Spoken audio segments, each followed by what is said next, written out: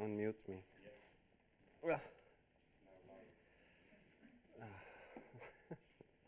So, thank you all for coming. It's nice to have you here. Since I'm a good distance, I'm going to take this off because it's really hard to talk for 2 hours with this on. But if I start coughing, I don't have anything as far as I know. So, diffusion was the name for today, and originally I've planned two main things. One is to kind of talk about the theory of some different diffusion systems that are commonly used. What makes them different? Why would you choose one over the other, etc., etc. And in my experience, the biggest problem with learning about diffusion systems is that the material that's available online is usually written by engineers or software programmers, which means normal people like me have a really difficult time understanding it, actually. So it's kind of been a personal goal of mine to try to find a way to simplify how these things work as they might matter to someone who's artistically using them, instead of just the technical jargon. So we will do that for a bit in the beginning. Then afterwards, I was planning to show you some different examples of these different types of diffusion methods, what you can do with them. There's a small problem in that we weren't able to connect my computer to the projector. So, but maybe we can somehow gather around somehow and look at the screen, and I can show you how to set some things up very quickly in Reaper if you want to work with Reaper, or we can also have a quick look at SPAT for anybody who's working inside of Max MSP.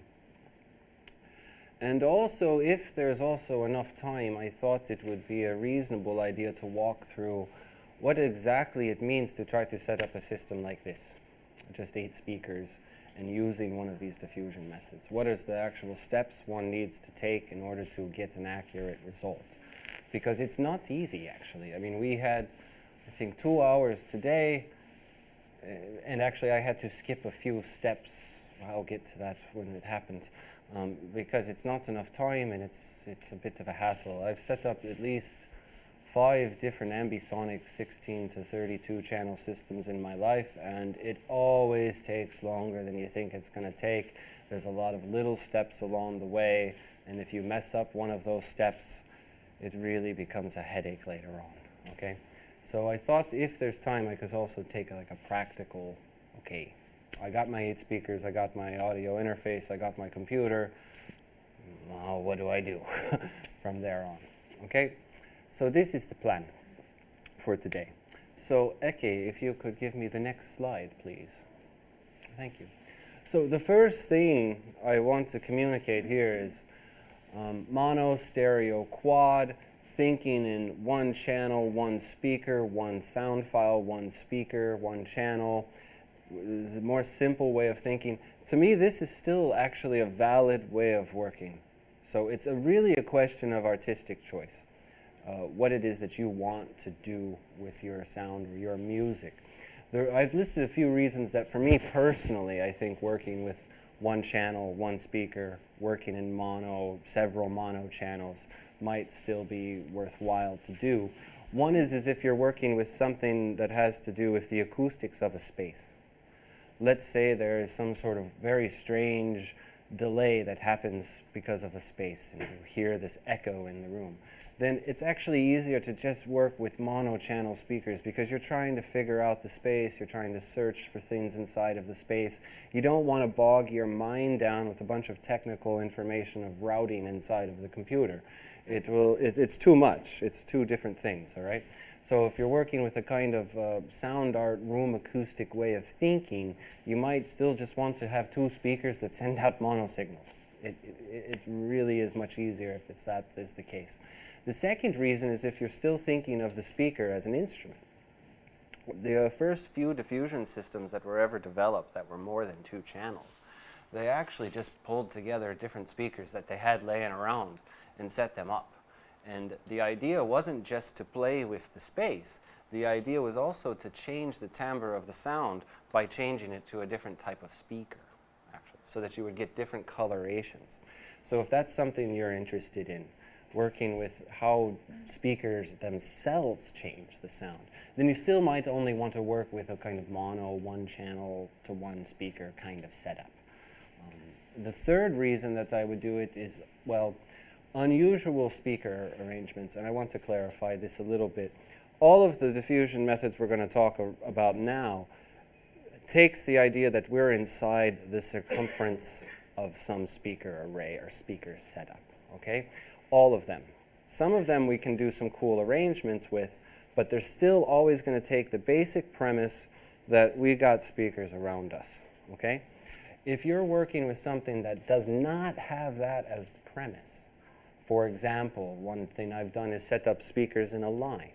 You know, let's say you want to put a choir of speakers together, and each speaker is a different voice inside of that choir, and they're all in a line together. Then again, you're not going to want to use any of the diffusion methods we're talking about today. You would rather just have mono channel to mono speaker or stereo channels to stereo speakers. It's just going to be easier, more effective, and none of the diffusion methods we look at right now would support that idea. You could try it if you're very experimental to see how it works out. But in essence, they were not designed for that purpose in mind. So it's still a valid approach.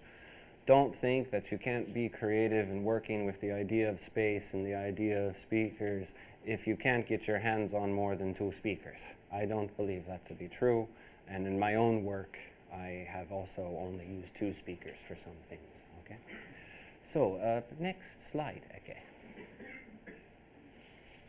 But if you want to pan a source around an audience, like we have here, then you're going to want to use one of these methods. They make your life much easier.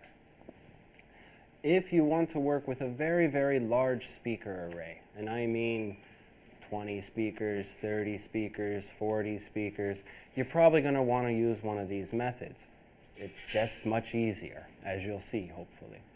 If you're thinking about recreating a space, you want to work with the idea that I'm building a space for my audience and I want my audience inside of a space that I've designed for them to be in, then you might want to take a look at these diffusion methods. If you're interested in virtual reality, most of that is now done with in-ears, but it's ambisonic binaural usually. So you end up still working in ambisonics and being binaural at the end of the signal chain. So you'd still end up using that type of software.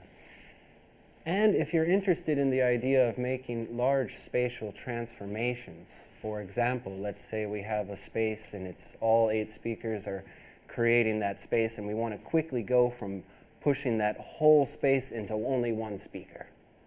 Or if we want to rotate that space, or if we want that space to move around our audience, then you're going to also want to work with one of these diffusion methods. So these are kind of the reasons that I would think motivate somebody to start working with some of the tools that we're going to be looking at today. Next slide. So these are the 3 methods we're going to have a look at: vector-based amplitude panning, distance-based amplitude panning, and ambisonics. All 3 are relatively common use today. Some of them have more tools than others available to you. We'll talk about what tools are available in each one of them. I'm going to be completely honest with you. There are very big differences between these 3 and how they work and how you set them up. Can you hear the difference? Well, that gets pretty tricky, actually. One of the major fields of research right now in academic, kind of doctoral level things, is comparing, well, how good is vector-based amplitude panning for recreating the sound of this environment compared to how good ambisonics is? How good is the low frequency range response in ambisonics when compared to distance-based? A lot of people are researching this right now because up until now we only have the mathematics to go on to know what is supposed to be different between them. But the perception is not the same, actually. Our perception tells us something different, maybe, in some cases. So you know, I've done these workshops and I've told people, and they're like, yeah, but I can use ambisonics, who cares? Or I can use, it doesn't matter, whatever tools they have. And in some ways that's true. I do want to impose upon you that go the route that is most interesting and easy for you. Don't go the route of being stuck trying to calculate trajectories in ambisonics and how that affects the phase of high frequencies. This stuff can drive you mad, actually. So take the one that's most interesting to you, the one that you find most useful for yourself. I'm not going to say one is better than the other. Yeah? Isn't there a lot of variables in these things regarding what speakers or what space you use it? I mean, are those No. variables studied? You mean that certain speakers are better for ambisonics? Yeah. Spaces. No. Well, some speakers are better than other speakers. Yes, this is true. But in terms of there would be a speaker that's more suitable for ambisonics, in some cases, yes, it has to do with how energy is spread out, but you can use any of these three with any set of speakers. In fact, I was just telling Hans, I knew a friend of mine in Vilnius once made a installation using ambisonics dome of like, it was something like 27 computer speakers, only computer speakers. And of course that creates some restrictions in terms of the type of sound that's going to come. But, you know, if you want to do it, it's possible. It's not a restriction. In terms of a space, in some cases, yeah, this is another feature that is often left out of the literature, how the space actually influences our perception of the three-dimensional environment inside of the thing, which in some ways drives me mad, because on one hand I work with multi-channel diffusion, my other hand is I work with improvisation inside of room acoustics. You know?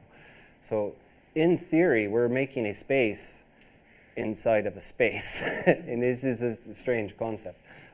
But it's not the restriction that I would say places you. There isn't one of these that's better for a certain space, unless we're talking about literally where is there space to put a speaker. Then there starts to be some differences. Okay. So yes, those will be the three that we look at today. There are other methods, actually. These are not the only possible methods that are available. They're kind of the cheapest methods that are possibly available, but they're not the only ones. Next slide. So the way that I think about this is there are pros and cons between working with different systems.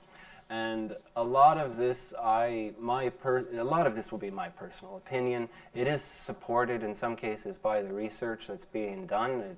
Most of the things I say, I've heard other people say. It's not just me. But I think it's a good idea to have at least some idea in mind if you start to work with a certain system, what trouble you're going to encounter once you start to work with it. So the first idea is localization. The idea that if the sound is here, you in the center of the room hear that it's there, that you don't confuse it with being in some other place in the space. Okay? Some of these methods are better at that than others, actually. Second is panning. How smooth? So if I have a sound here and I'm going to push it around the room to this back speaker there, how smooth do I perceive that? Is it a very nice, smooth transition? Sounds natural, sounds like it would in the normal environment? Or is it a little bit bumpy, or does it feel like it jumps from one speaker to the other? So how smooth is the panning? Third is functionality. Let's be honest here, ease of use. How easy is it to actually use one of these particular systems? For example, distance-based panning, I only have ever used it inside of Max MSP. There's not too many VSTs available for working with it. So if someone's not a huge Max MSP person, this might not be the best diffusion system for you to start working with, because there's a software missing link for you to get to working with that diffusion system. So it's something to keep in mind, is how easy it is to use this stuff. How easy it actually is. How fast do you actually get to doing what you want to be doing artistically? And how much time you actually have to spend on technical learning of the actual tools. Fourth, this is super important, is transportation. When we talk about ambisonic systems, they actually are not really logical to use up until about 16 speakers. We're going to listen to an 8-channel system, and it will be okay, but it's kind of doesn't make sense to use it for such a low amount of speakers. So actually, the transportation and setup time for an ambisonic system is much bigger. It takes much longer than if you were to only have five speakers and you wanted to work in another system. So this is something to keep in mind. How often do I want to move my speakers and set them up? This is a real problem, actually. Also, what is your desired speaker array? Meaning, what is the desired speaker setup that you're thinking about? Certain methodologies for diffusion will be better than others. If you have a certain design in mind for where you want to put your speakers. Number of audio sources, meaning how many sounds am I really putting in to this setup? How many? Is it 1? Is it 2? Is it 25? Is it 64? How many sounds literally am I sending into the system? The more you send, the more it might cause some confusion in the space if you use, for example, vector-based. So to keeping in mind how dense the material you're actually working with is and how much you're putting into the system. And then last and certainly not least is what are your artistic intentions? What do you, do you have a specific idea about how you want to work with space in mind? If you're working with old field recordings, the ambisonics is going to be more suitable for you. But if you're like designing a composition and you just want to add some spatial elements, then probably vector-based is going to be better for you. Whatever your intentions are, there's going to be a choice to make between which system you want to use. Okay? And a slight pause for my slide changer. Yeah. What is the sound? Oh, thank you.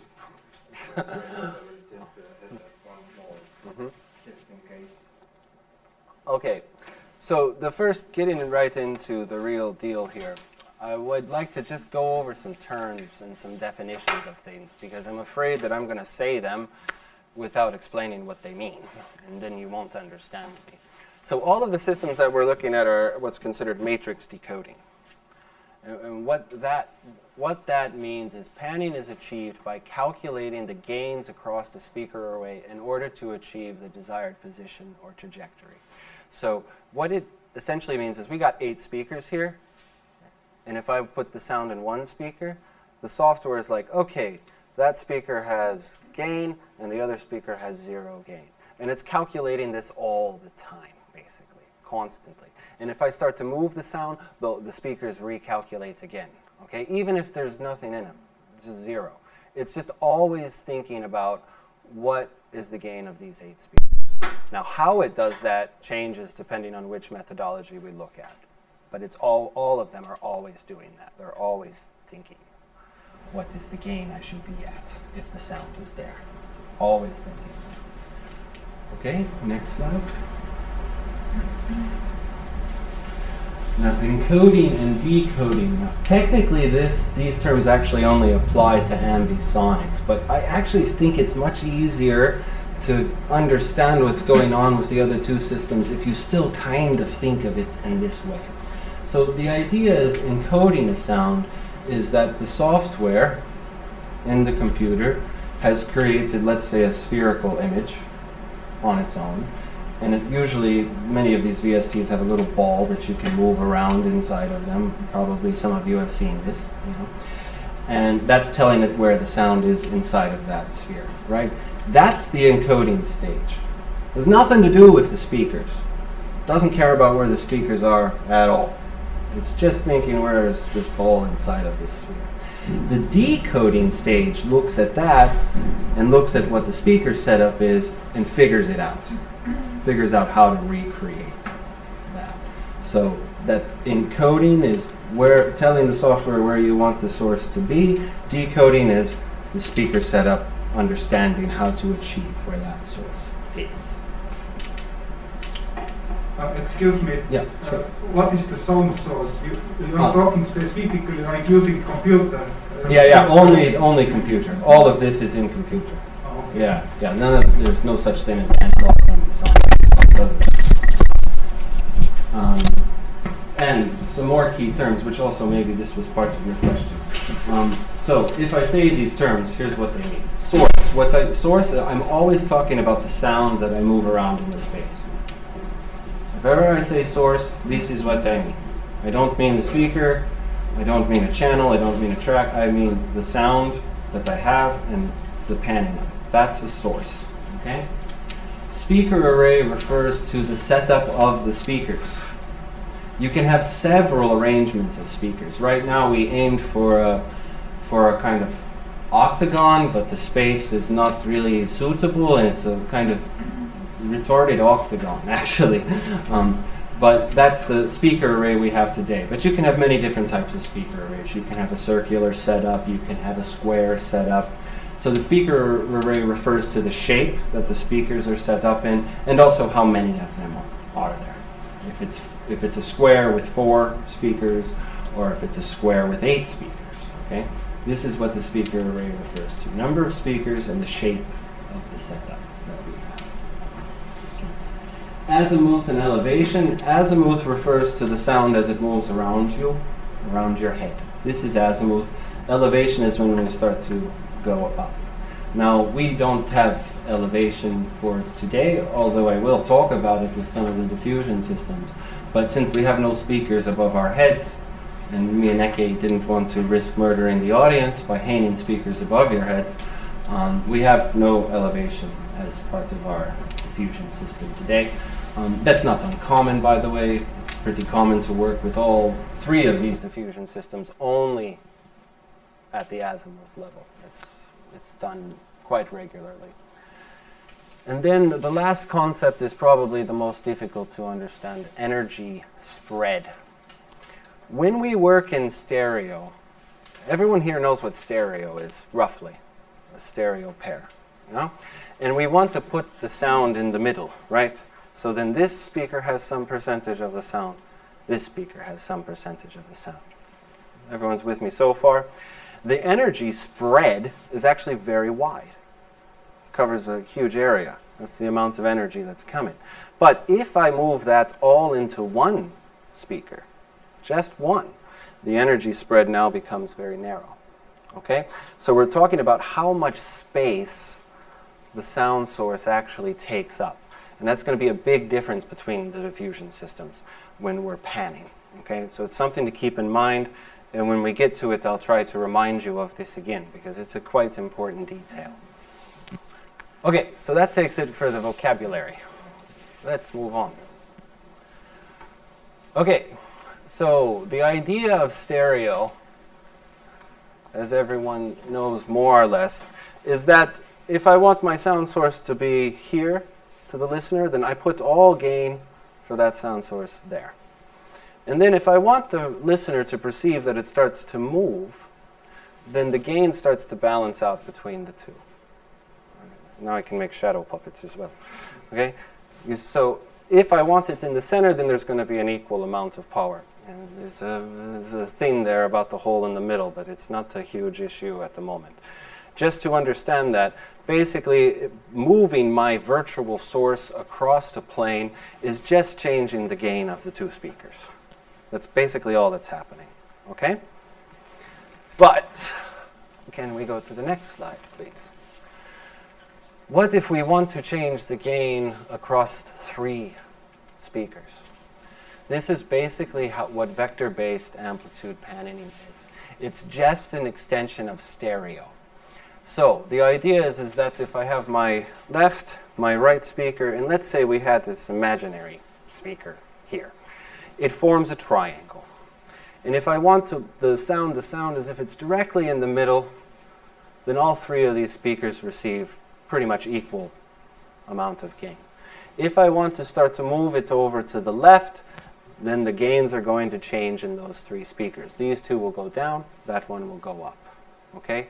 Same if I go up, same if I go that way. All right? So when we work with vector-based, let's say we put the speaker elevation here, maybe elevation there, maybe another one somewhere. What would happen as we panned is that the software is just looking for where it can connect triangles. And as long as it finds 3 speakers that form a triangle, then it can figure out what does the gain need to be in order to perceive the sources in that spot. Okay? Does this make sense? Okay. Right. So, next slide. So, but we don't have any speakers above us. So what actually happens for us if we have these 8 speakers around us? Well, here's the thing.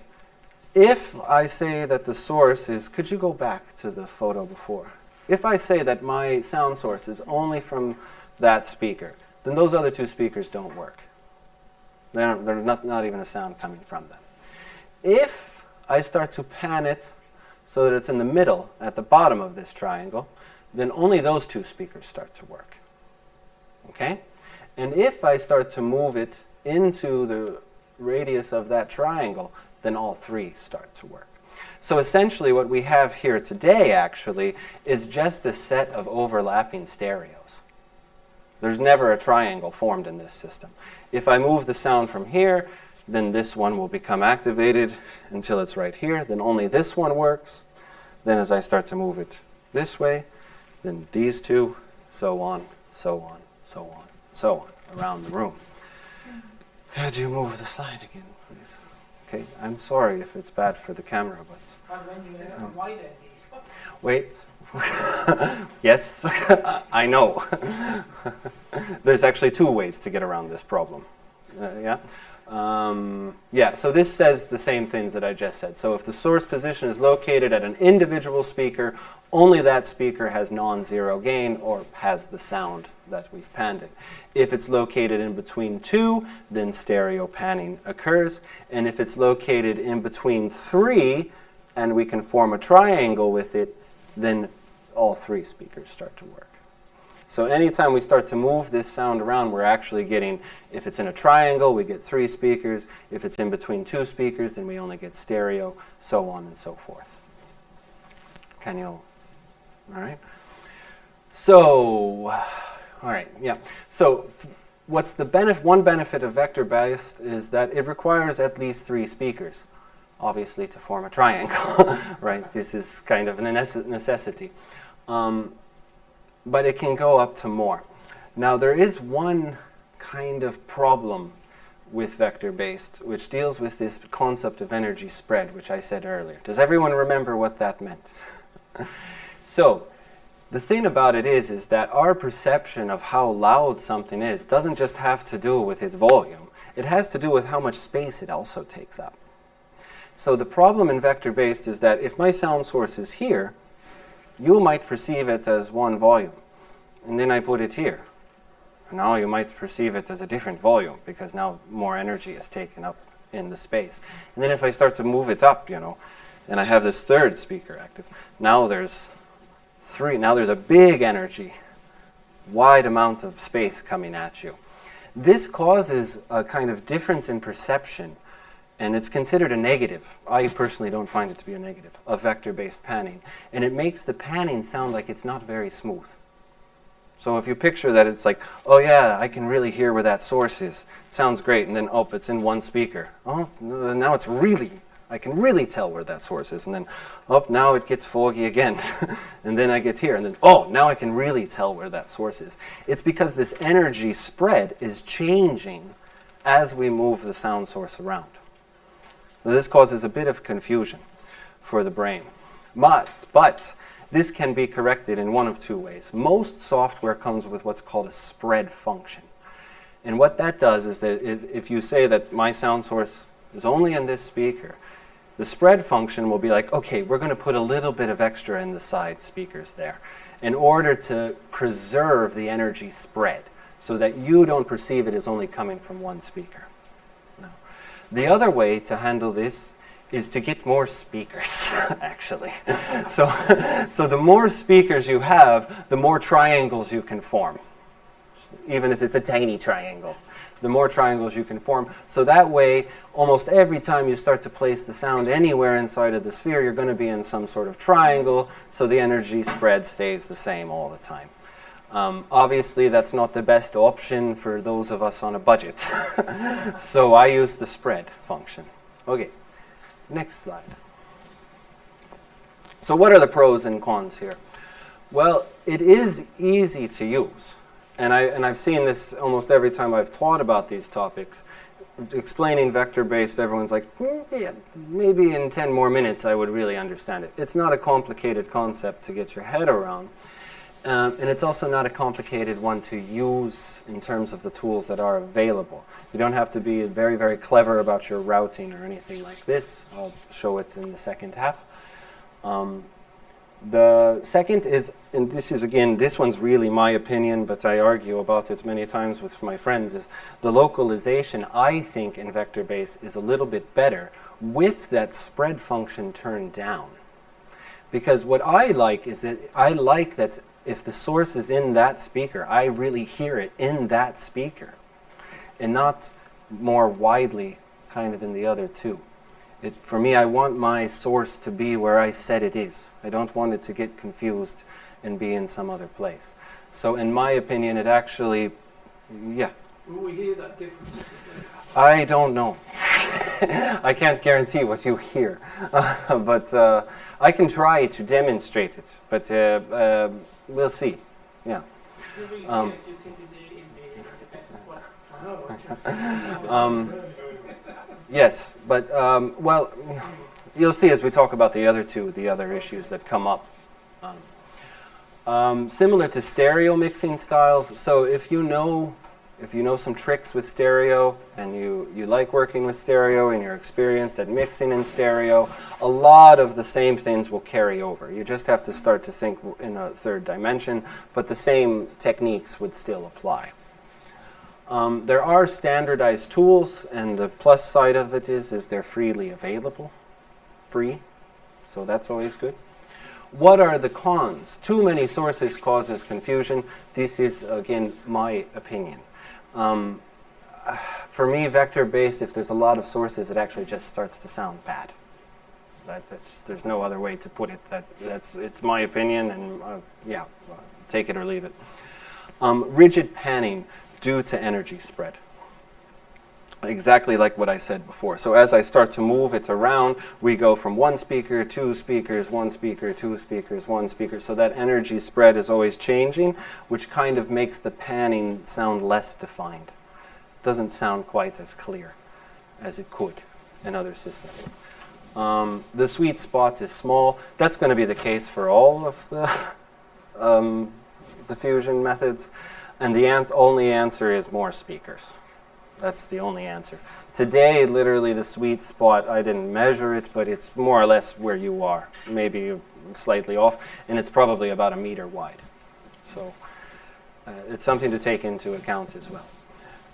How many audience can you actually cram into the spot that really expresses accurately your diffusion? Okay, so next. So here are the tools that are available for anyone who wants to work with them. Of course, SPAT and Max MSP cost money, but you can find patches online that people have built in SPAT, which you can download and use for free. You just can't edit those patches. That's one problem. Plus, you also kind of more or less have to know at least some basics about how to use Max. There's also a vector-based amplitude panning object available in Pure Data. There's been some changes in the libraries for Pure Data, and there's actually 2 or 3 versions of Pure Data available, and you can use some libraries with one and not with the other. It's gotten kind of messy, but it's free. so you know. Also, Max has that for free. It should be the same thing of Philip Bulky's reback panning. It's for free. It's yeah. The object is free. I mean, Object is free. yeah, sure. Ah, You don't have to need to No. it's SPAT from Aircom, but it's very complicated. Yeah, SPAT's rather complicated, sure. Yeah, then there's a vector-based amplitude panner available in a series by Sparta, which is actually mostly ambisonics. Most of their VSTs, it's completely VSTs or audio units. most of their objects are actually in ambisonics, but they do have a vector-based amplitude panner, and they have a converter from vector-based to ambisonics or ambisonics back to vector-based, which is unusual. They're the only ones who have that. So you can actually convert between formats. I don't know how well it works. I haven't used it myself, but it's something to try out if you want to work with two systems and convert between one and the other. I've heard that Reaper and Rhea Surround is vector-based, but I actually looked it up last night to see if that's true, and I could not find any sources on it.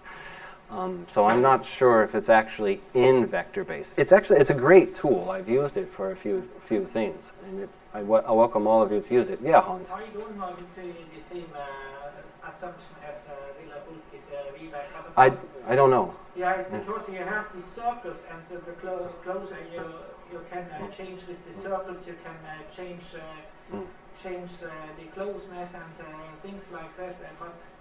But I have seen that there is also a slider for Z-axis. It might be also in 3D. I have never tried out. It rears around in 3D. Yeah, I don't know. There might be an update. Mine is only in 2D. Yeah. There is you have these three sliders where you can zoom in and zoom out. And there's a slider for the Z-axis. I've never used that, and there's of course no 3D. But they have a slider for it. There's no 3D presets for that. Oh, I don't know why. Maybe you can configure it by yourself. That might be because a lot of Reaper is being reconfigured. And there's also a tool for those who are working in live called Panner, which is based on vector-based. I have to admit my problem in working, because live was never designed for working in multi-channel, actually. Only recently have they tried to catch up. And at least I've had a few students who've used it, and I've noticed there is latency issues, not minor ones either. Meaning that, the sound comes later than it's supposed to come, actually. So if you want to use it for some sort of live performance, might not be the way to go. But of course, live is always everyone's favorite because it's relatively easy to use. Okay, so that's it for vector-based. Let's move on. But what if? What if you want a speaker placement that is not some sort of circular thing around you, or octaphonic or square or something? What if you want some really strange kind of, I want 8 speakers in the front of my audience and 2 speakers in the corner, okay? What if you want something like this? What if you want 2 speakers where people are entering the room and then 3 speakers here, okay? What if you want some sort of strange setup? What if you don't care that there's no sweet spot? Meaning your audience is moving around for like an installation, for example, or your audience is so big, well, this never happens to me, but maybe it happens to you. Your audience is so big that actually the idea of a sweet spot kind of sounds stupid because it's just 2 meters, and I have 200 people here. So you just don't care about the sweet spot. Then the next method actually might be for you. Q. Distance-based amplitude panning. This is very, very similar to vector-based panning, except the idea that my triangle, is directed at you. My triangle doesn't care at all. It's not thinking about trying to create the perception in the middle of the room. What it cares about is I tell my source where I want it to be, and it's like, okay, what is the distance from here to there to there, or there to there, or there to any other speaker, and what would the gain be based on that distance between the spot and the speaker. So it works on an acoustic thing called inverse square law. This is actually not very complicated. If one of you comes and puts your ear right up to my mouth, and I keep talking at the same volume, it's pretty loud, right? So you would think that I'm screaming if your ear's right here. Then if you move away, my voice starts to get quieter, right? So as distance increases, volume decreases. This is kind of clear, okay? So what if I say I want my sound source to be here? Then what distance-based does is it looks at all the speakers and says, well, what's the distance between the speaker and the source?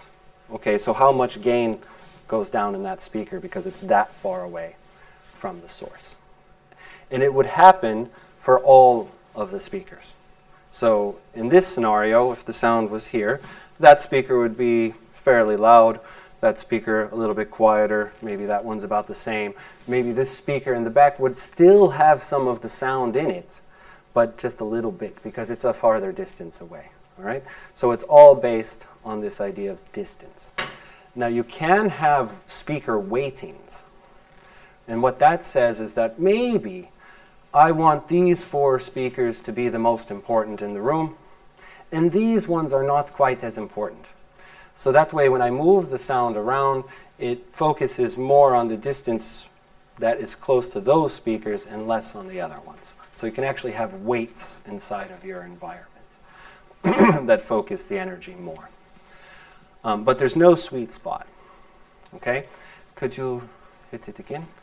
So this gives you an idea what it might look like, this image. So you can't see the dots because this is really kind of crappy, but all of the numbers, let's say, for the sake of making it easy, all of the numbers are speakers. So we have how many? 15 speakers there. Okay, and let's say they're laid out in a room. 16. Is there a 16th one? Left. Yeah, damn you, Hans. Yes. Power of N are the beloved numbers. Anyways, so, and in this photo, my sound source is at this 4 here. And again, you wouldn't be able to see it. It looks better on a computer. But what it would show is that 4 is getting more of the white color, and it's getting more gray as it moves along because these speakers are farther away. Now, actually, on the real image, you can really see a transition here. But you can't see it right now because it's very bad. So that basically 15 would be like kind of in the black, and then 14 would be like a, you know, a bit more grayish kind of color, et cetera, et cetera. And if I move that around, all of it would change. If I moved it to here, then 2 would have more of the gain, and maybe 7 wouldn't have any at all, depending on how spread out they are. Okay? So what are the pros and cons of this? Well, there's a few huge pros for anybody who wants to work with installations or moving audiences. You are now at a certain freedom to place the speakers wherever you want.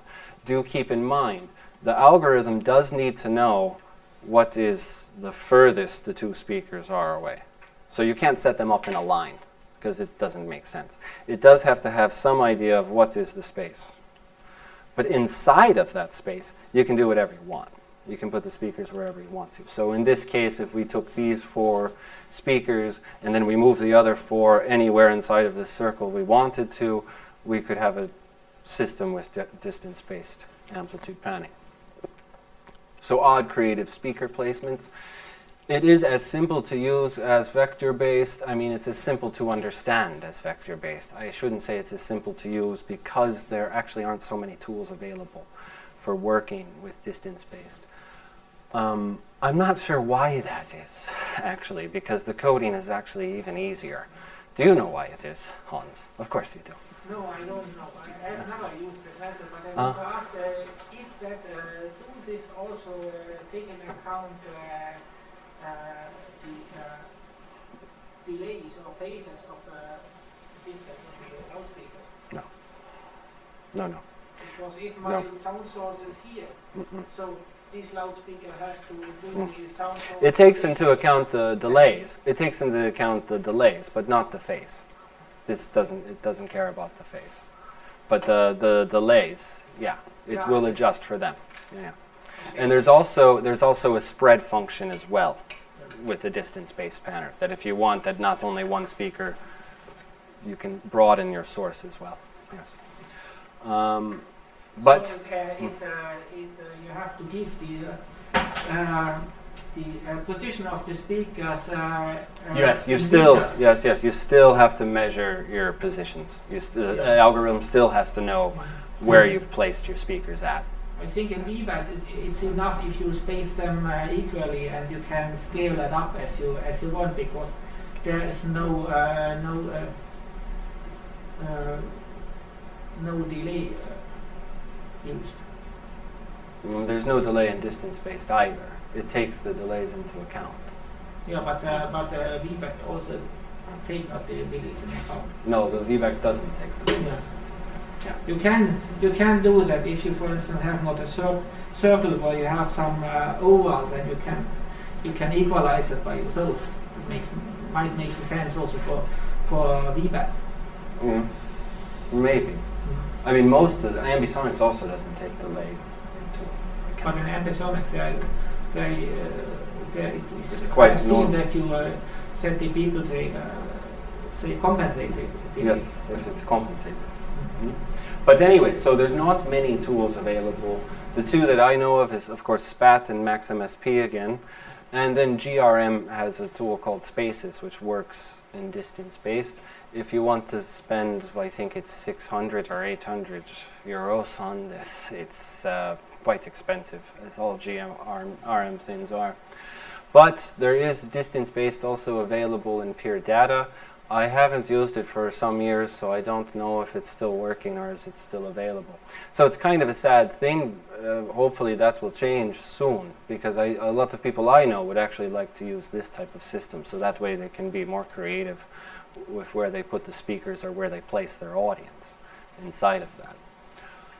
One thing, there is a kind of depth perception that happens. None of the systems that we deal with depth perception.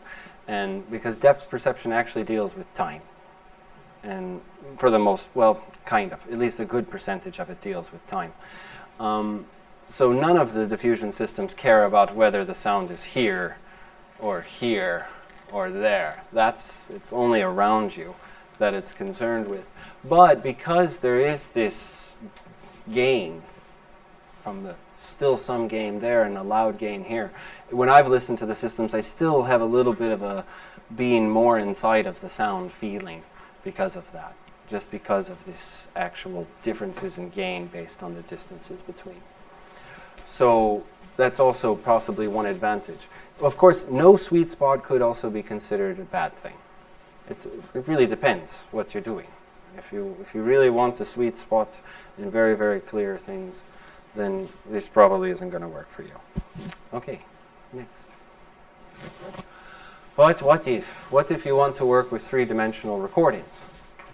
That can mean anything from a very expensive sound field mic to actually a Zoom H4, which I think does surround recordings as well, actually.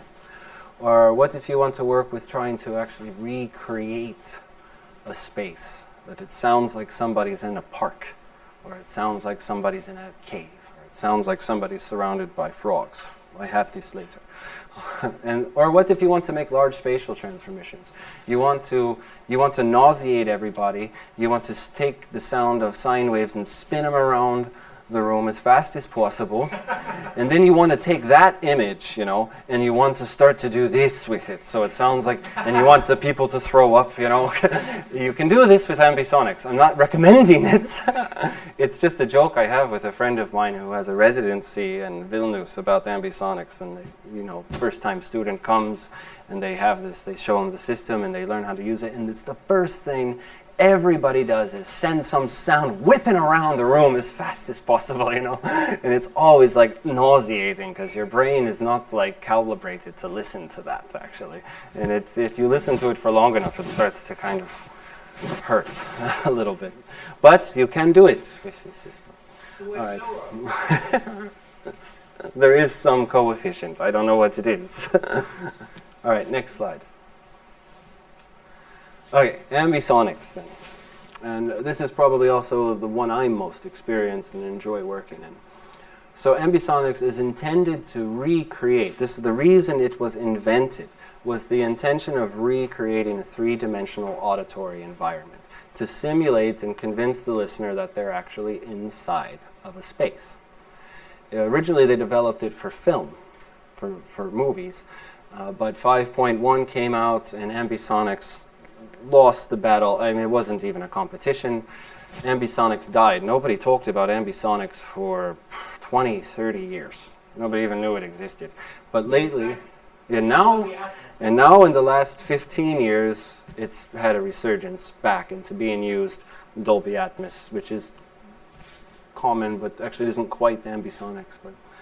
So it's an extension of mid-side stereo. If anybody here knows what that is, some of the ideas that are inside of that type of microphone setup, they apply here. If you don't know what it is, don't worry about it. It's okay. No problems, okay? And the best way, I've tried to teach this many times, and I have to admit, I think I've failed many times as well. So here's my 201 attempt to explain it. I think it's best to understand ambisonics through a B format. The thing about ambisonics is it's incredibly easy to use, it's really easy to set it up, but it's actually the most complicated to really understand what's going on inside of an ambisonic system. And the key, I think, is understanding the B format audio recording. It's a specific type of 4-channel recording, and it's a representation of a sound field. So can you change the... So here we have a picture of a sound field microphone. It's actually what's called an A format. Don't worry about that quite yet. And it's designed for placing it inside of an environment and recording all of the sound that goes around it. Okay, that's what that microphone does. Could you change again? So what a B format is, and if I have to explain it twice, just tell me. It's no problem, because even looking at the graph, I saw people look. Okay, so if you picture that we want to record all the sound that's happening around Theodore's head. Okay, I have to stand up. We want to do that, right? So the first thing that we need is a cardioid, or a circle, that comes out of here. And all the sound that comes from that direction goes into that cardioid, that circular pattern. Okay, it's called a polar pattern of a microphone, for those who aren't aware, okay? And then we'd have to do the same thing behind my head, okay? Same exact thing, right? Then we'd have to do the same thing out of this ear, and above this head. So that every sound that occurs inside of this room... I think it should be an 8. Yeah, it is a character 8, okay? Thanks for ruining how I explained it, Hans. People understood still. So the idea is that the sound gets written onto each one of those polar patterns. And of course, some of them cross over, right? And the sound gets written there, so it's actually on both, all right? And that's what this graph represents, okay? That's the spot in the middle, all right? That's the sound that would have been behind my head. That gets recorded into that polar pattern. That polar pattern, we have Z, which has for height, left, and right. All right? So if you keep just that image in your mind for a second, if you can just think, okay, we have these different polar patterns, and they're all the sound is getting recorded into one of these different polar patterns. Can you change it? One second. Yeah, I know. I didn't say what W is yet. Go ahead. So what a B format is it creates 4 channels. It has an X-axis, the Z-axis, and the Y-axis. The axis was front and back. The Y-axis was left and right. The Z-axis is above. Okay?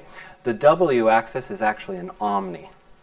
It goes all around, omni goes all around you, like an omni microphone, omnidirectional microphone, okay? So go back again. So here it is. The sound gets recorded onto the X-axis. Now move back to the microphones.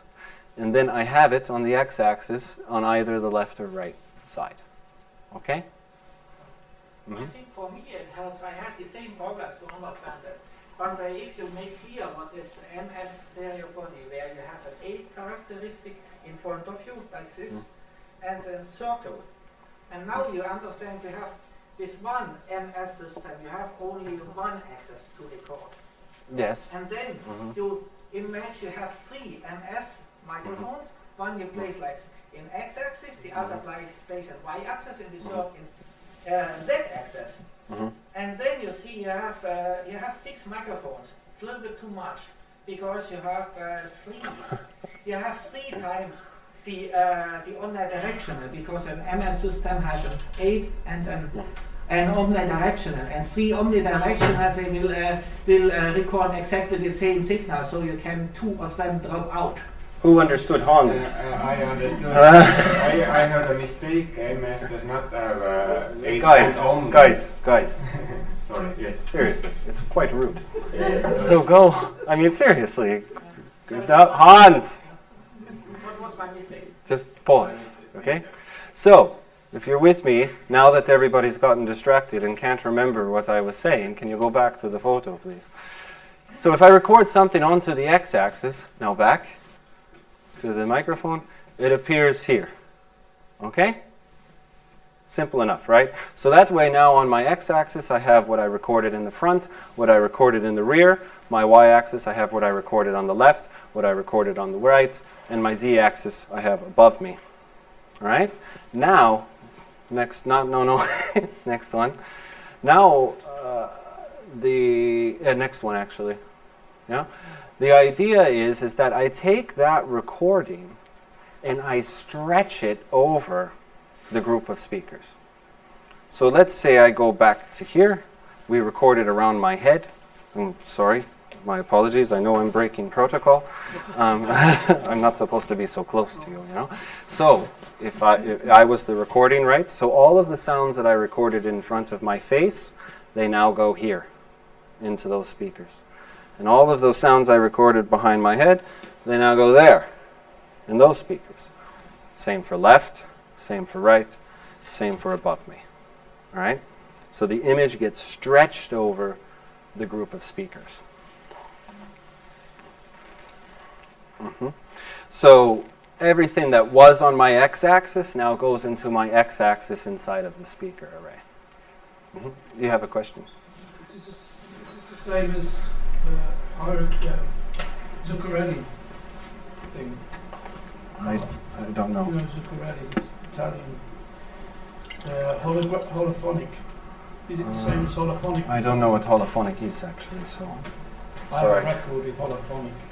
I think And he moves, Mm. he shakes a matchbox, and you can tell what letter he's shaking. Oh, wow. No, I don't know it. I think it is. It might be, but I don't It's know it. about 30, 40 years old. Yeah, I don't know. That refers to wave synthesis. Maybe that refers to wave synthesis. What piece was delayed. I don't know what Okay, holographic so is. Yeah, Well, but I we think can look it's it the up. same. It might be, actually. There's also some of the, like for example, vector base actually has a different term because there was someone who discovered a similar thing in Australia. And now nobody knows this, but it actually had a different term. It doesn't matter, it's okay. So everyone gets this idea now, that we're stretching this recording over. Oh. Yeah, okay, binaural. So we actually stretch the image over the speakers, and that's how we achieve. Now, there's a few problems with this. I don't remember what the next slide was. Maybe it's what I want. Yeah, before I get into that. Don't get confused here, though. It doesn't mean that you can't work with mono files. What it means is that mono files have to be encoded so that they can be recognized as if they were part of a B format. So if I have my voice just single channel recorded, then there are encoders that translate that to being like in a B format. So it's not like you can only work with 4-channel recordings. You can also work with single source stereo. There's also room encoders, which are very cool. You can say where the position of the sound source is, and then what would the room sound like? What would the room sound like if it had this type of reverb in this point in space? You can also encode stereo UHJ for anybody who's working with taking field recordings that way. Or also there's binaural converters. If you take a binaural recording, there's a converter for going from a binaural stereo pair into ambisonics. How well they work differs on the company that makes them. It also differs on how good your binaural device is. I can't promise you success in every case, but there are converters. They do exist. Okay? So, next. So here's the problem. You know, the other two had their problems. Here's the problem with ambisonics. I have those 4 channels, which traditionally means I have to set up at least 4 speakers. But picture this, you know. Picture that this was the only speaker I had for representing that circular encoded sound. Just that speaker. It wouldn't sound so good, right? It would sound quite muddy, right? So the problem with ambisonics is it's very muddy until you start adding more speakers or increasing the amount of polar patterns. So this is where probably I lose everybody, but you're with me so far. So go back to this left-right polar pattern thing, right? That one, right? So imagine if we could take just one of those polar patterns, and imagine that I wanted to be able to make smaller polar patterns inside of it. So that way I can isolate parts of the recording itself. So I don't just have to deal with one big polar pattern. I can actually have smaller ones inside of it, right? Now what that allows me to do is if I put more speakers into the system, then the speakers themselves can take care of those smaller polar patterns. So you can start to increase the number of speakers by going into higher orders. And then the sound becomes much more clear, much cleaner, much more precise. So with 8 channels, it's not that great. We can listen to it and you can judge for yourself, honestly. It's fine by me. If you like it, then by all means work with it. I don't want to distract you. But the difference is quite big if you ever go into a 32 channel system. Then you can really start to hear things in the recording more clearly inside of the space. It's not as blurry. So that means that for the most part, if you're really into 3-dimensional sound and you really want to create 3-dimensional environments, your best bet is to get a residency at a room that has an ambisonic system with 16 plus channels. That's just the truth of the matter. Setting up 8 channels is already stressful. So imagine setting up 16. I've done it a few times. It's very stressful, actually, thing to do. But anyways, could you go further? Again? Yeah. This gives you a representation of the types of polar patterns that you get as you add more ambisonic orders. So the first was our omni. The second would be our front to back. This isn't labeled so well. Z is up and down. And Y is left and right. And then once we add more orders and add more speakers, then we get more isolation. Yeah, exactly. And so you just keep getting more clear spherical harmonics or polar patterns out of your original cardioid. It just keeps getting more and more and more. And it actually, now it was about 10 years ago, you can just keep going. There's no end to how small cardioid pattern you can have inside of this original. It just can keep getting more narrow. Of course, most people, I think even most of the software available only goes up to 7th order. I don't remember if there's a 9th order software available. Hans, do you know? In Vilnius we have used also 7th order, and it uses, if I remember rightly, it uses 36 channels at the same time. No, in Vilnius it's 5th order. They actually, what they do, this is going to be just for me and Hans. What they do is they put it at 7th order, and it actually mixes down back to 5th order. It's a down mix. I mean the encoding. No, the encoding is done in 7th order and then mixed down at the end of 5th order. It actually mathematically works out better, evidently, for all the phasing. And it's 22 channels in Vilnius. It's not 32. It's 22. But anyways, okay, and the next slide, if I remember. Okay, pros and cons of working. The plus, a huge plus in working with ambisonics, is if I make a composition and I do all of it with this 8 speakers here, and I export it as a 4-channel B format recording, and I go to Vilnius with their 22 channels, I don't have to change anything. I just take the recording, I put it into a higher order decoder with more speakers around, and everything's exactly where I said it was to begin with. Nothing changes. It's a huge advantage in working with ambisonics. So you can work in an 8-channel system, take your work to a 16-channel system, and you don't have to change anything about the spatialization. It's a really wonderful feature. You don't have to keep remeasuring and refiguring out things. So that's a really big advantage. Second big, and it's by far, I think, the biggest advantage, is there is an excellent library of tools. And not just in the sense that there's tools and you can do ambisonics, but they actually do a lot of cool shit as well, just to put it bluntly.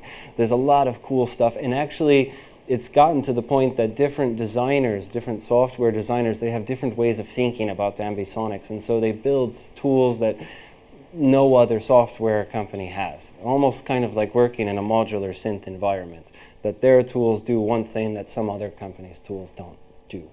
So this is also a very cool feature of it.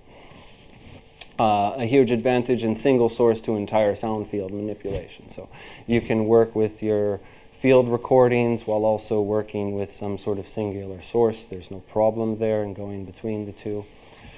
Also really great at working with multiple sources, and mono sources can still be encoded.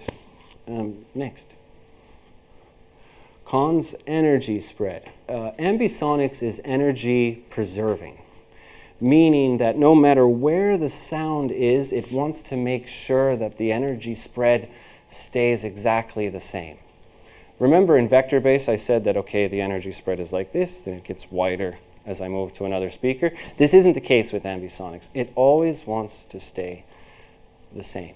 That is a plus-minus kind of situation. It's a plus that actually panning in ambisonics is pretty smooth, fairly smooth. I can hear it very well. But localization, until you get to higher orders, is kind of crappy. You don't necessarily, because it's always taking up a huge amount of space, you can never really, everything just sounds like it's there. Nothing ever sounds like it's like, oh yeah, I can hear exactly where it is. Again, that's solved by more speakers, higher order. Yes, requires 16 speakers to be truly functional. Again, I don't want to distract anybody from working with it with 4 speakers. Give it a shot. You might find something that you like. You might want to use it. It might be inspiring for you. I think if you want to break the tools if it gets you what you want. So don't think that you can't work with it unless you have 16 channels. Localization can be poor, and generally speaking, not the most portable. I mean that because of the amount of speakers it takes to get good localization. I don't know anybody that is touring with 16 speakers, unless they're a big famous artist. You know, I hope everyone does well in their careers, but I have a feeling that it's not the most portable situation, actually. It's much nicer to work inside of a dome that's already been calibrated and measured for this. Okay, next. Binaural ambisonics. All of the packages that are available software-wise come with a binaural decoder, meaning you put on headphones and it sounds like you're inside of this recording that you made. They work in different ways, so I don't want to give a huge explanation. But do they work? Yeah, actually. I've written pieces on binaural at home and then went on residency in some other place, put my binaural recording, switched it to a regular recording with the 32 speakers or whatever, and it was pretty close, actually. So it's not bad, it's functional. And it's used for virtual reality. In fact, anybody at home will, when we listen to the audio examples, will be hearing the binaural version because we can't translate this otherwise. And of course, you can have head tracking. Different software, some of them have head tracking built in, that you can just send it to the device and it will actually do the head tracking. Others you actually would have to map it somehow, either through MIDI or OSC or whatever it is that you would use. But head tracking so that as you move the head around, the space changes, actually. Okay, and is there another one as well? Tools. Those are the tools that are available. Ambix, ATK, Blue Ripple, IAM, SPAT, of course, Sparta, Dolby Atmos, third order. The Dolby Atmos is technically ambisonics, but they actually, because it's designed for film, they put more weight in the front speakers. So it's weighted towards the front. for obvious reasons. And that's actually not even a complete list, I think. There's probably some more packages available out there right now, and there's probably more to be invented, because it's like in 8 years, all of these came. 8 years ago, I think maybe ATK and Ambix existed, and now all the others exist as well. And the plus of them is, with the exception of SPAT and Dolby Atmos, the others are all free. You can just download them and load them into your library. For Mac and or for Windows, makes no difference. So, freely available software. Okay, and next, if there is one. And the last two themes, others. So these are the other two popular form of diffusion, wave field synthesis and vMic. Yeah, I'm a bit bitter about these in terms of their popularity, because basically both of them require that there's a team of engineers involved. There's just no other way to put it. It's not like a system that any one of you is going to show up and start working with in a day. You're going to require some engineers. You have to communicate something with them. They have to figure out how to get it to work. What vMic and wave field synthesis do that the other formats don't do is they take time into account. It's not just about balancing gains anymore. It's also about balancing time, because a lot of our perception also has to do with time. If the sound hits this ear first before it hits that ear. A ton of things are important just because of that. So these two take those into account, which is cool, but incredibly expensive. I mean, it's incredibly, how many wave field synthesis rooms are there now in Europe? Hans? 4, 5? I don't know, I haven't counted them. The newest one was in Hamburg, I think. In Hamburg they have a little one, there's in Berlin one.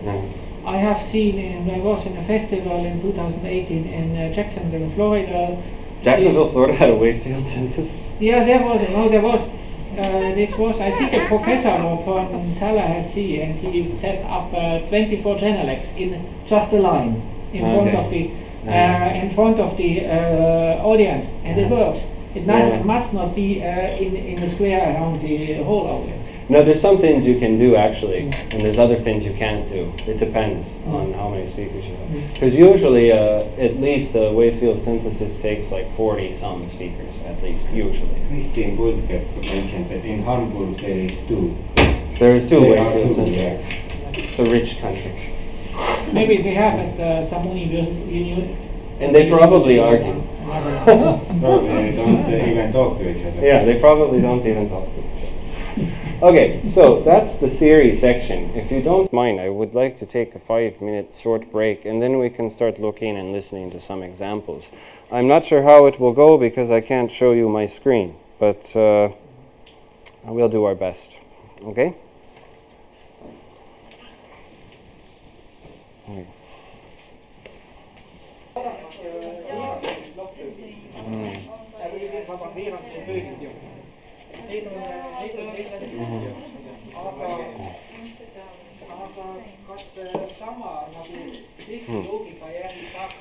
Okay.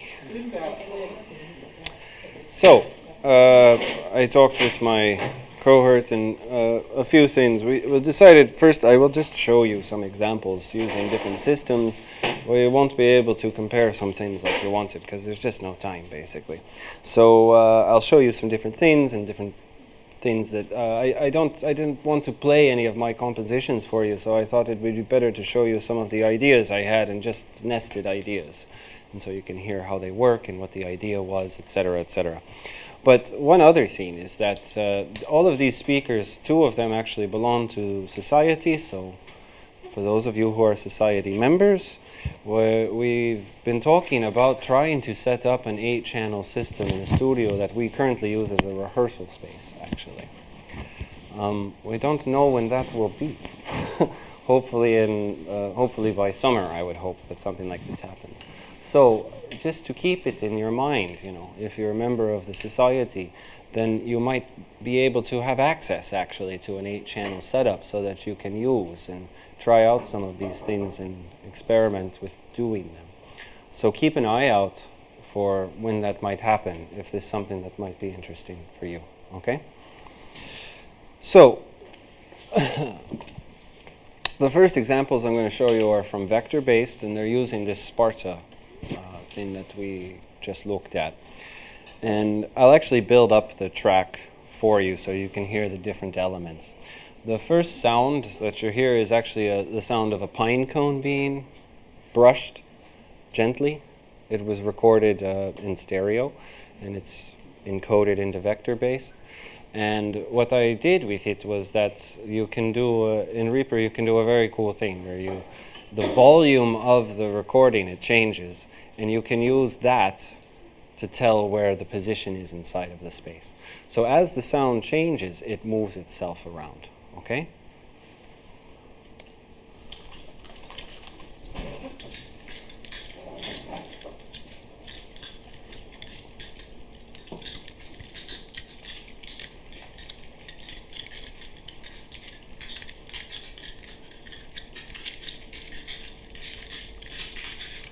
So you hear that it moves quite quickly. This is just a mono recording, okay? It's just mono. But because the volume changes so frequently, and that's been mapped to the position on the azimuth, every small subtle difference in amplitude causes it to change position. So it gives you this perception that the sound is moving and bouncing all around you. Okay? Then in the second track I added, I'll tell you what the next two things are. One is just some wind that actually moves itself around the space. And the other two is two sine waves that are slightly out of tune from each other. And they're very slowly moving around in the space at different rates. So when they cross each other, you actually hear this intersection, and it should happen at different points in the space.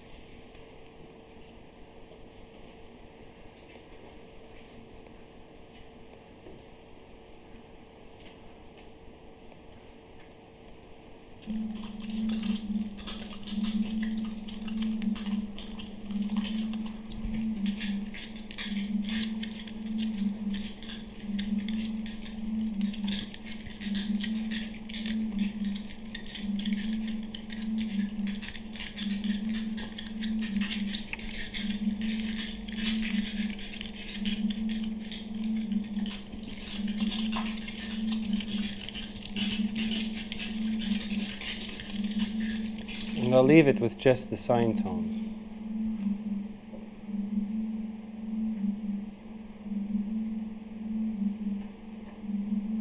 So when they cross paths, it's just for a just for a small second, and then we can hear their combination. The amplitude difference, is that random, the way it shifts? So you can hear it. That's the vector-based. That's exactly what I was talking about. There's no difference in amplitude on those two files. Nothing at all. No, sorry. But, the way it converts the sound. Yeah. But that's exactly what we were talking about before. That in vector-based, once you start to pan around the source, you can have a perception that the volume is actually changing. Right. Because the energy spread is not equal every time it moves. I understand. That's Yeah. not what I asked. Okay, Thank sorry. you. That's good. Yeah. I'm glad I know that. No, in the first example, you were saying this is a mono recording, Yeah. Mm-hmm. and it shifts the sound. The position is changed by differences in amplitude. Yes, but is this random, the position? Yeah, it will be random. Yeah, it's completely random. Yeah. Thank you. That's Yeah. Yes, it's completely random, basically. Yeah. Okay, so that's one example inside of vector-based. Now, it is possible to take a 4-channel recording and feed it into a vector-based system and map the position of the 4 audio recordings. I personally don't like the sound of it, but this is a marching band I took a recording of it some time ago on a Zoom H4. So it's just 4 of the files being panned around. Oh, it's not the marching band, actually, it's a steam engine. My apologies, I forgot.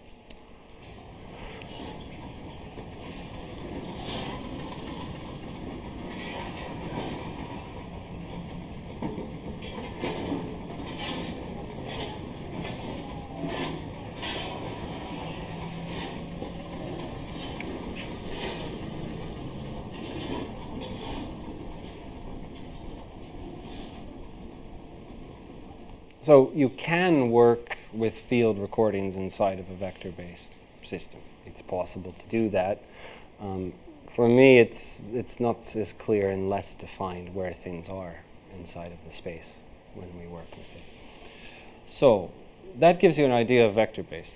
That's at least 2 examples of working in vector-based. So I would also like to show a few examples of working in ambisonics before we move, before the end. So here is actually a B format recording that I took myself of it's kind of a funny story. A friend of mine got in a really big fight with his girlfriend, and he got the idea that we should go record some frogs in the park at like 12 o'clock at night, and that was his solution to the problem. So we actually went out very late at night in Vilnius into this one park that's slightly outside of the city to try to record the sound of these frogs on a proper wave field microphone. So just to give the sound of that, just that alone what it is first.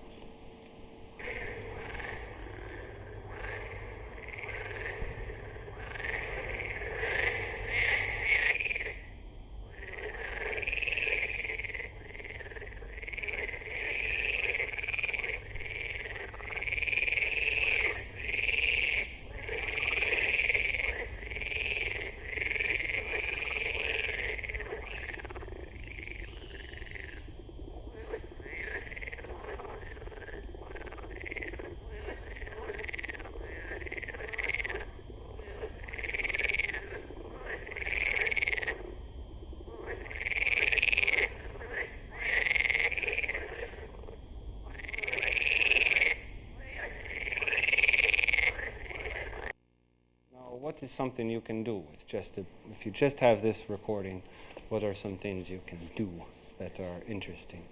So one possibility would be, and this is a common technique among people working with ambisonics, is to what's side chain one recording with another recording.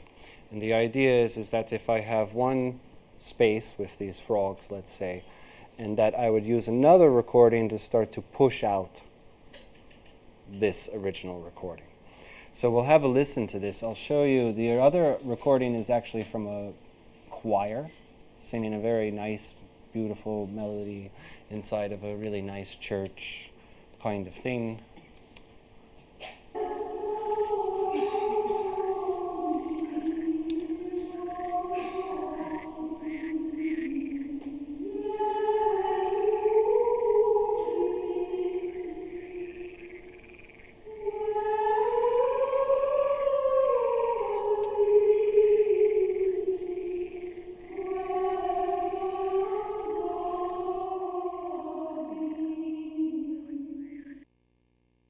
I want to place the singers inside of a space, and then I want to use the frogs to push the vocalist out of the space. This is kind of a battle between vocalist and frogs going on.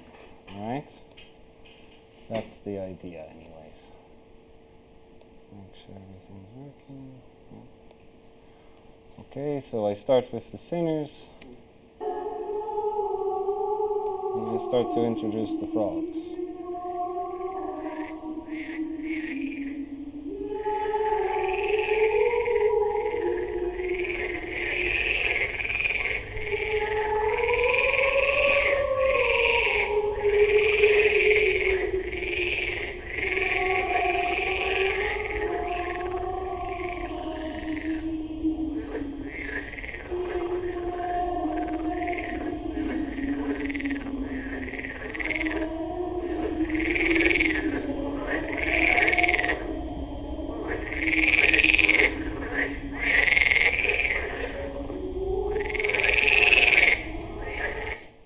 So that's one common thing to do.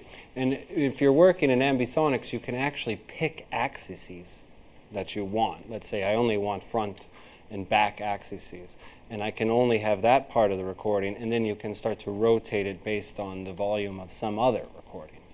So this mixing of spaces is a very common tactic that's being used by a lot of people working inside of that field. We can also have a listening to a strange example. I mean, there's the famous Charles Ives, two marching bands running into each other, if you guys know this. And but what if a marching band runs into an accordion band? What happens then? So we can also simulate something that sounds a bit like this. I think it's a bit too short, but I try it anyways.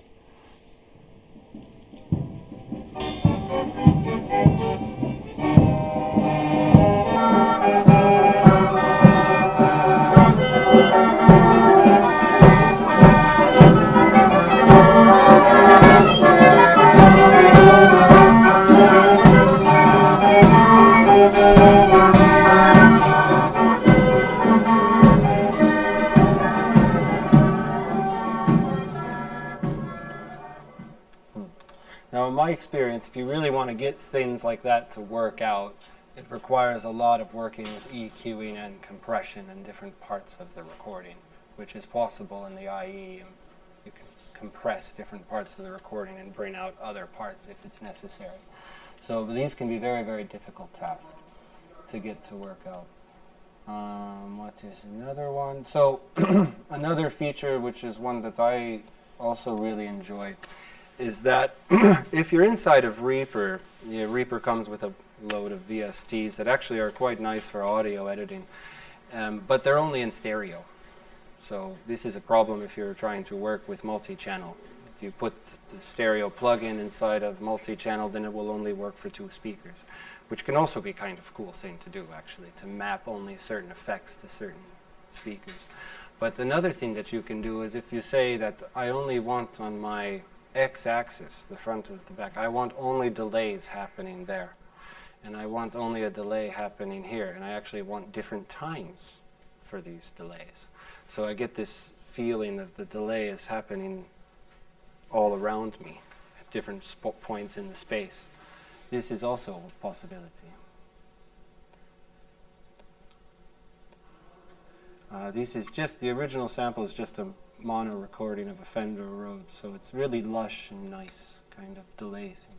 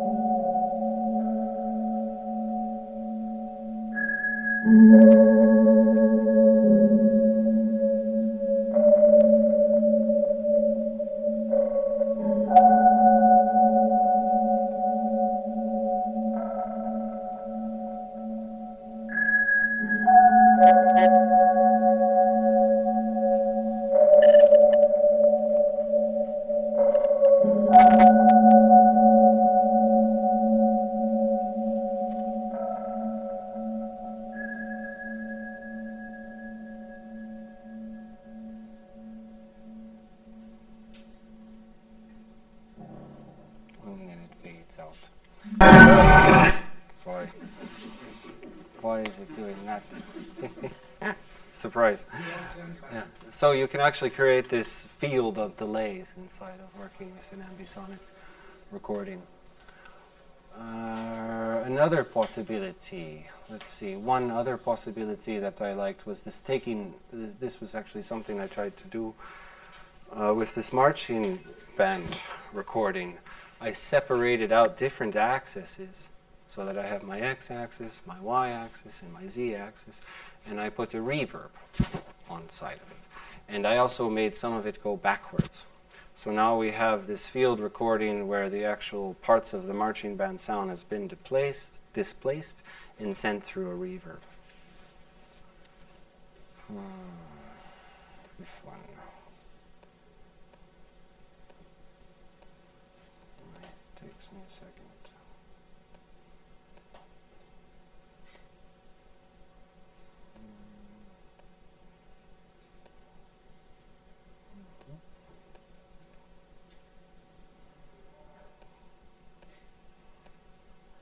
Okay, here we go.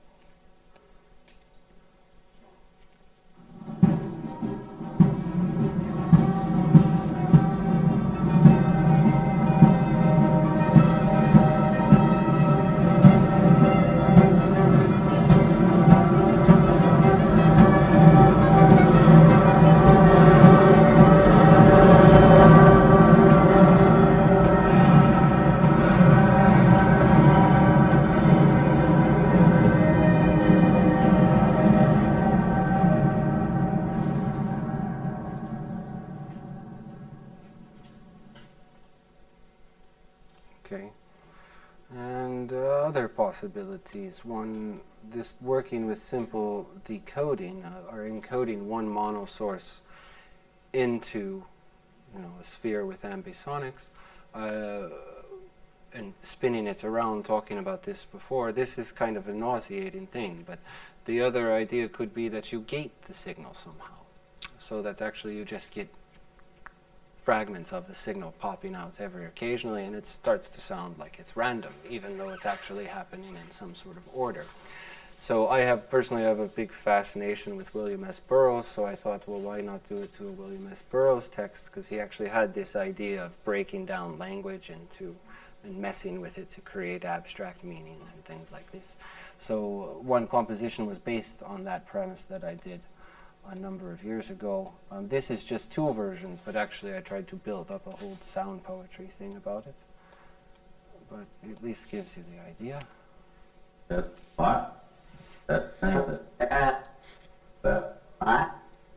I'm straight up here 10,000 feet. Right.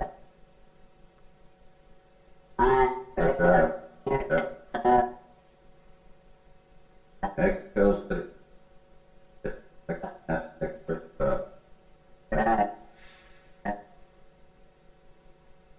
Telling is more of a habit.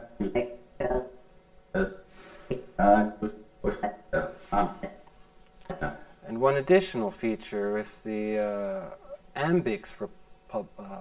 the Ambix plugins come with a convolver, so you take convolution reverbs with a B format, and it has a collection of convolutions, I think 5 or 6. My favorite personal one there is a nuclear reactor, actually. It's a really cool convolution. So let's have a listen to what that sounds like. So William S. Burroughs gated and convoluted into a sphere.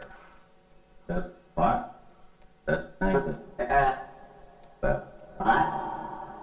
straight up here 10,000 feet. Right.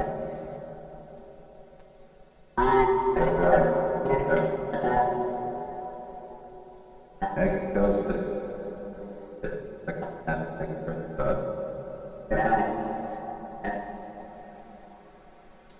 Telling is more of a habit.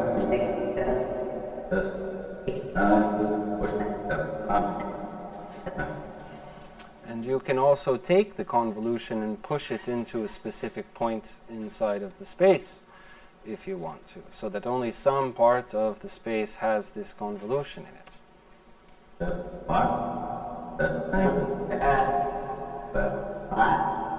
I'm straight up here 10,000 feet. Right.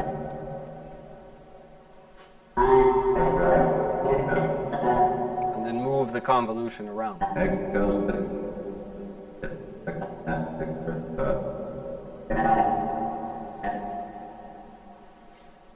Telling is more of a habit. So, yeah, that is the list of examples that I have to show. Yeah, is there any questions? Question, are these the impulses for the convolution? Are they ambisonically recorded? Yeah, they're recorded with the B format. I think some of them might be converted into B format. You'd have to ask Matthias exactly how each one of them is. Might it be possible if I take, for instance, the Zoom VR recorder with this A format, 4 microphones, go to a venue, make a shot with a starting gun, record that and can use that in that plugin? Yes. Yeah. You do have to use MATLAB to create your own. I don't know how it's done, but you have to use MATLAB to create it. It's not that the files have to be formatted for that plugin in some way. Ah. Yeah, you have to ask him about that. I don't know. You can do it in MATLAB, but I don't know how. I've never done it myself. And is it used in B format? Yeah. It ends up being B format. I mean, the one thing I tried to get him to do on that idea was actually mix. You know, that you have a convolution, that you have an impulse from one room and an impulse from another, and they're on different channels. You know, one y-axis is one x-axis. But he never did it for me, so I don't know how to do it because I don't work with MATLAB. But it is possible to do.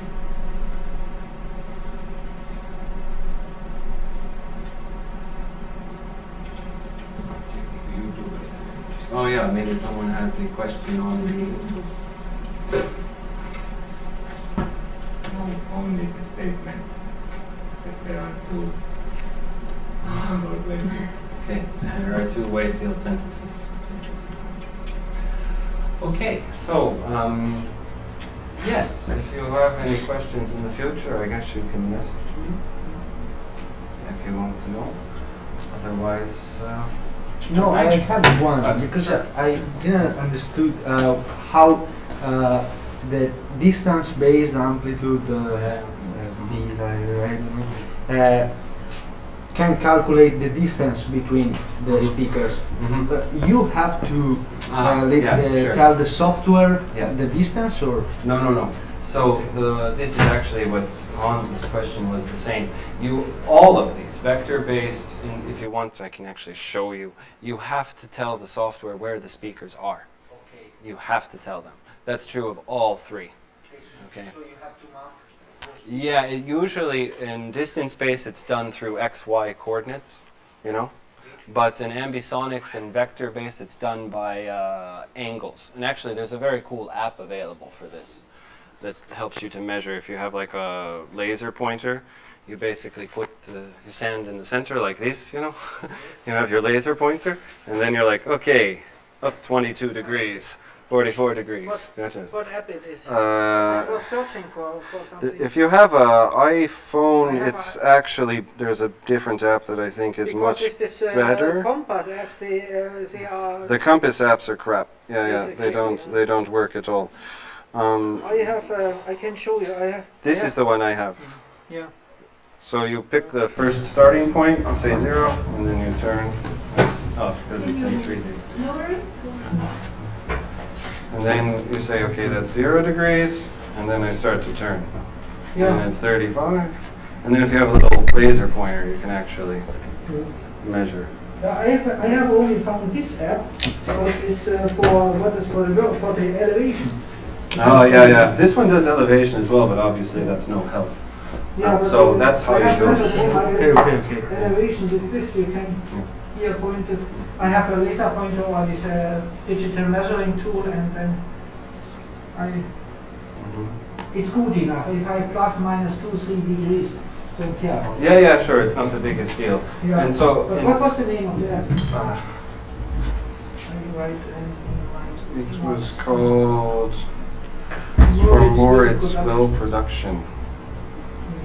It's a very hip-hop way of putting it. So in vector-based, the tool is there'll always be something that's called like a decoder or vector-based, and there you input what the speaker anchors are. Okay.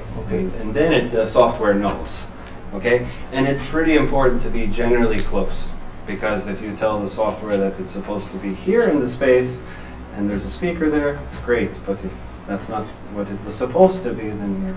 Okay, so it must be Yeah, it has as to precise be. as possible. Yeah, I mean, if it's off by 3 or 4 degrees, like Hans said, it's Yeah. not the worst thing in the Okay. world. But you do have to tell the software where the But speaker plus minus is. 10 degrees, I think that will be recognizable when you get it not so good pointed. But what's annoying is that distance space doesn't use that because there's no center. So you have to say that, okay, there's 0 and it's XY coordinates inside. But what's the closest residency you can go where there are these 60? Right now, there's no residencies because of coronavirus. There used to be a residency in Vilnius that happened twice a year inside of where their academy is, the Lithuanian. What is that center? The Center of Music. Yes. 2 of them. Guys, let me finish my sentence. There is, there it's called MISC, the Music and Innovative Study Center. And it's just in their academy there. It's a nice room. I know the guys there personally. It's very good. There's also one located in Stockholm. Their residency has happened off and on, and sometimes they've had one and it wasn't funded, and then they've had it where you had to get the funding yourself. It's happen back and forth. I also know the guys there as well, so it's a nice place. Those are the two closest. I don't think there's one in Helsinki, which is strange, because this two systems were basically invented by a Finnish researcher. So, I know that Sibelius Academy has a mobile system, so they, okay. they put it into galleries. They have not the space to build their own one. Right. There was the intention at the Music Academy at some point this spring semester to build a system, but I guess that's not happening now with coronavirus, because they invited somebody to come build it for them for some reason. In Helsinki? No, in Tallinn. In Tallinn? Yeah. It was Who supposed would do to. it? I don't remember who it was. Actually, Toby. Someone. Was it Philippe? Oh, it might have been. Baptiste, yeah, Baptiste. It was one of the some French earcom guy, Yeah. basically. Yeah. Lots of money to build. He will come, then we also have a lecture with him with our series. Oh, cool. So maybe one day it will also happen here that we could host residencies at the Music Academy. Again, hoping to do it with the society eventually. A society. Or if my own one gets ready, I will. Well, invite Hans you is to- building one at home, and actually you laugh, but I know. Did you ever meet Platon? He's writing a piece for Emma, this Russian Latvian guy. No, I He's a strange guy. He lives in an apartment that's about smaller than this, with a wife and a kid. And he one day decided to build himself an ambisonic system, 16 channels, and it's really funny. And he sent like videos to me and my friends, like, look, you know. And then you see his like kids are playing, and there's like a bed that's like not made, and the dishes are everywhere, but there's an ambisonic system. What is wrong with you? I don't know how the wife is happy about that. But those are the two that are closest that I know. There was a residency for this Hamburg wave field synthesis place, I thought, but that was again wave field synthesis. Maybe Christine will write to us and announce what is going on there. Yeah. So that would be my recommendations. Go somewhere, check those places out. There is supposed to be in the fall 15-day workshop in Vilnius dealing with, it was something to do with ambisonics and urban environments. I don't remember exactly what the call was, but that should be happening again. One thing, again, I have heard that in Budapest they have an environment. They have a whole sphere. Also. Oh, it's also below. Yeah. Oh yeah, I've heard this. So this is this Yeah. Andrea Chikitvari. Yeah, this is also one thing that we left out because it's kind of mathematically confusing, but actually ambisonics, naturally, if you work with any of the B format recordings or any of the plugins, actually there is stuff below.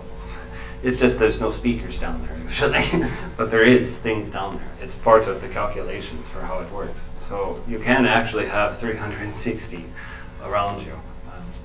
Yeah. If you build an environment where you are on some grid and you have underneath speakers. Or you like- hang your audience. Yeah, Do yeah. that. Like But tourism without first it was the Stockhouse and Osaka project. They had also speakers underneath, not so much as a booth, but they had. Yeah. Mm-hmm. Yeah, but Well, just you put one speaker in the center, and then map it to the below space maybe. mhm. Just an idea. But I encourage, if you're really interested in this, I encourage to actually look first, and you're not, you don't have a speaker set up to work with, and you're not sure what to do. I encourage to look at ambisonics, any of the packages that are available. They all have binaural decoders, and so you can start working with headphones already. And some, I actually know some producers are doing that. They work with binaural ambisonics, and then once they've made their mix, they mix down the stereo, because it's actually so subtle difference in binaural that you can get really, really precise differences in gain in binaural. So it's kind of a cool way to do your mixing as well. It's a possibility. But that's what I would encourage you to do if you have no access to anything at all, but you still want to give it a shot. This is the best route to go, because the plugins are there, they're available, they do very cool things, and they're actually not very difficult to set up and read. Maybe it's very individual. I felt that this binaural thing was not really good working for myself.